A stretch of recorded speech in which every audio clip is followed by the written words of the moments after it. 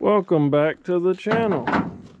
That's right, these aren't gun parts, these are brake lines. So why are we replacing the brake lines on your truck?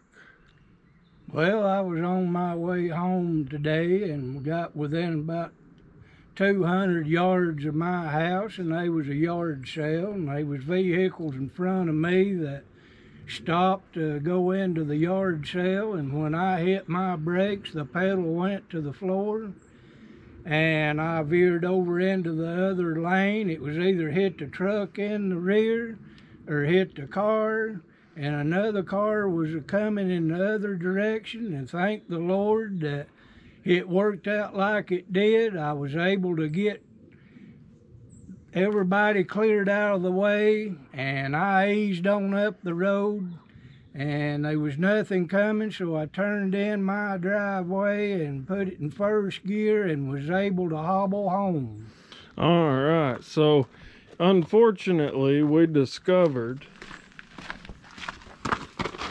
that under here we found brake fluid, and come to find out the steel line, actually all three of them, have rusted out, and the main one that blew out up here on the top, you could definitely see the fluid shooting out of there. I can feel that it's worn all the way through. However, the rest of the lines look okay. So on these early 90s 2000s vehicles, you know, since they use steel lines, you need to check them and make sure your brake lines are in good condition, because, you know, a blowed out brake line, you know, that's dangerous. So I hope this saves lives. So we had to buy this as a kit. They don't sell individual lines. We need to replace all these anyway, so maybe they'll last for another 20 years.